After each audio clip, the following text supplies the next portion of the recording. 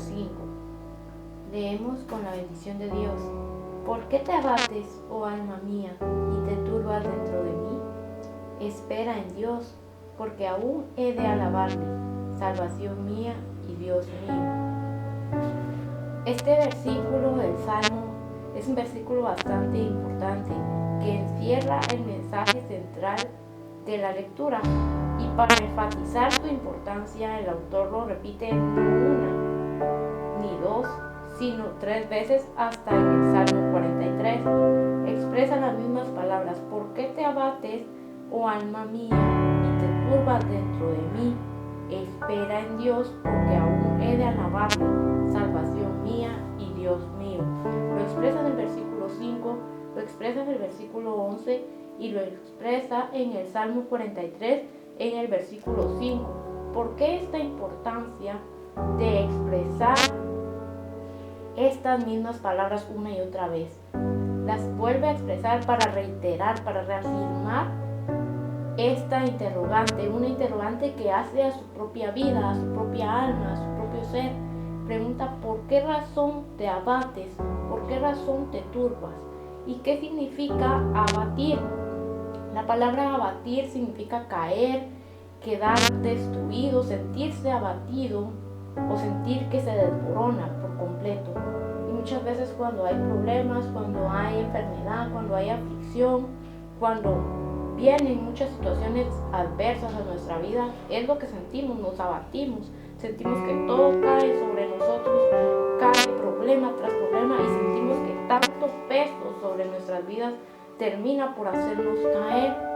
Pero acá el autor expresa: ¿por qué te abates? ¿Por qué razón?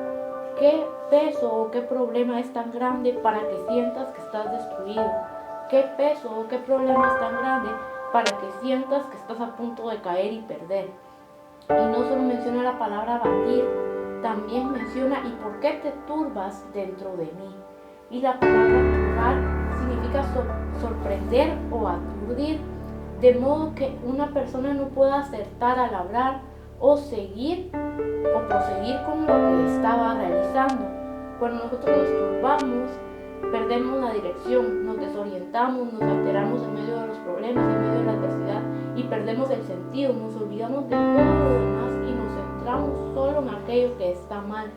Y acá el autor cuestiona: no tienes que hacer eso, no tienes que sentir que estás destruido, no tienes que sentir que estás derrotado, no tienes que sentir que todo lo que hay alrededor solo es un problema y todo lo demás ya no existe. Tienes una dirección, no debes turbarte, no debes dejar de hacer lo que estás haciendo, no debes detener la obra que Dios te ha encomendado. ¿Por qué? Porque Él es quien da sentido y dirección a tu vida. Él es en quien puedes confiar, y es lo que afirma: espera en Dios, espera en Él.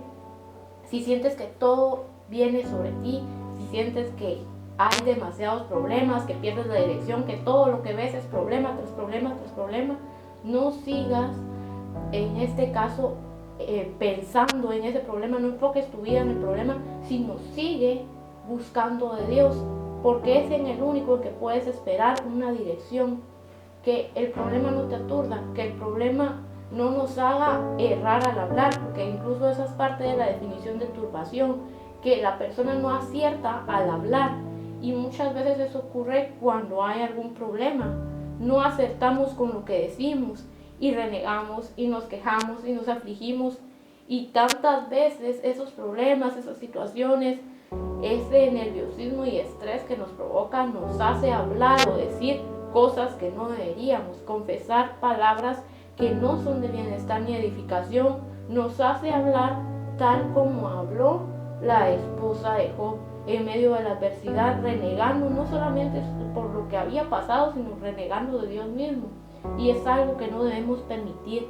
Si nuestra confianza está puesta en Dios, entonces debemos esperar en Dios, esperar que Él actúe, esperar que Él haga algo en nuestras vidas, porque Él es el único que lo ha demostrado desde el inicio de la creación, que es capaz de obrar en medio del caos, en medio de problemas, en medio de adversidad, en medio de vacío, en medio de tormentas, en medio de tristeza, en medio de dolor, en medio de muerte, en medio de todo. Él puede obrar para bien de aquellos que le buscan, de aquellos que le aman, de aquellos que esperan en Él, que tienen su confianza y su fe en Él. Y aquí el salmista enfatiza, porque al inicio del salmo nos habla la necesidad de buscar de Dios, la necesidad de estar cerca de su presencia, cómo anhela el salmista estar cerca de Dios, cómo anhela volver a esos días de júbilo, de alegría, pero cuestiona y dice, no, un momento, hay problemas, hay adversidad, pero ¿por qué te abates, oh alma mía? ¿Por qué te turbas dentro de mí? Hay mucho problema, pero hay algo importante. A pesar de que hay situaciones adversas, voy a mantener la calma. Él hace esta introspección, dice, voy a mantener la calma, voy a esperar en Dios, porque aún he de alabarle. ¿Y por qué le va a alabar? Porque su salvación proviene de Él, porque la solución a cada problema viene de Él, porque así como viene la prueba, en Él está la salida, porque en Él vienen las nuevas fuerzas, porque en Él viene la llenura de su espíritu, porque en Él viene la sabiduría y el aprendizaje en medio de la adversidad. Entonces dice, espera en Dios, porque aún he de alabarle.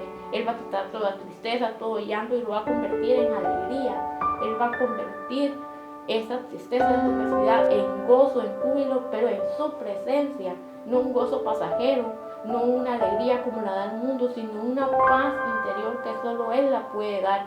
Que si bien hay situaciones que nosotros podemos considerar irremediables, como la pérdida de un ser querido, hay un gozo y una paz que Él solo la puede dar, una tranquilidad y una certeza de saber que todo lo que pasa a nuestro alrededor está bajo su perfecto control. Porque aún he de alabarle, y confiesa, salvación mía y Dios mío. En Él está nuestro rescate, en Él está nuestra confianza. Y si confiamos en Él, debemos hacer esa introspección, porque independientemente del problema que podamos atravesar, siempre ocurre esto, que nos desesperemos, que nos aflijamos, pero hagamos esa reflexión interna. ¿Por qué abatirnos? No debemos ceder al problema, a la adversidad, no debemos dejar que nos desanime y nos impida buscar de Dios o nos impida seguir sirviéndole, porque esa es una situación bastante seria, porque cuando hay problemas, hay dificultades, lo que hacemos es enfocarnos en el problema y cesar la búsqueda, dejar de buscar como lo hacíamos antes, dejar de alabarle como lo hacíamos antes, dejar de permanecer como antes lo hacíamos. Y parece que el problema nos desanima y apaga nuestra fe y nos hace apartarnos de Dios, cuando es justamente lo que el enemigo desea. Porque mientras nosotros nos desanimamos, mientras nosotros perdemos, en este caso, las fuerzas, el enemigo no. El enemigo sigue actuando, él sigue buscando a quien destruir. Entonces, esta es una situación en la cual nosotros no podemos dar tregua al enemigo. No podemos dejar que el problema o la situación que estamos atravesando nos aleje de la búsqueda de Dios y nos impida ser un instrumento en sus manos, porque entonces estamos, en este caso, dejando que el enemigo gane más terreno, que el enemigo se acerque más y nos acorrale aún más. Debemos buscar de Dios, porque en Él está nuestra salvación y fortaleza. Solo estando delante de Él encontramos nuevas fuerzas. Solo estando en su presencia encontramos ese motivo para seguir luchando y perseverando en medio de todo lo que pueda venir. Y esa es la reflexión, la palabra que quiere enfatizar el autor de este salmo. Por eso tanta reiteración, porque puede haber infinidad de problemas. Los había antes, los habrá ahora, los habrá hasta el día en que podamos nosotros descansar en la presencia del Señor, porque es parte de la vida. La vida no es una línea recta en la cual caminamos y todo es tranquilidad, pero tampoco es una línea recta en la cual todo es problema. Es más como una línea curva o como una línea con pequeñas diagonales donde hay altas y bajas, pero en medio de la adversidad, en medio de todo, aun cuando tenemos que escalar muros y montañas, Dios es quien nos da fuerzas. Dios es quien nos fortalece, porque en Él está nuestra confianza. Por eso expresa el autor, espera en Dios, y es algo que queremos transmitir en esta oportunidad. Espera en Dios. Yo no sé qué es lo que están esperando, no sabemos qué es lo que están pidiendo, qué es lo que están buscando, qué es lo que sienten que han perdido, qué es lo que perdieron o qué es lo que está pasando en su realidad. pero Dios sí lo sabe. Y si Él lo sabe, ten la certeza de que así como Él conoce la necesidad, Él también puede suplir esa necesidad y dar de su espíritu, poder llenar. Basta con que nosotros pongamos nuestra fe, nuestra confianza en Él y esperemos que Él actúe, esperemos que Él obre, porque no se trata de nuestra decisión ni del tiempo límite que nosotros ponemos, sino el tiempo que Dios dispone para que todo ocurra. Espera en Dios, porque aún has de alabarle, porque aún confesarás la grandeza de su nombre, y tu vida y nuestra vida y la vida de nuestras familias serán testimonio de la grandeza de su poder, de cómo Él es nuestra salvación y cómo es nuestro Dios y Padre.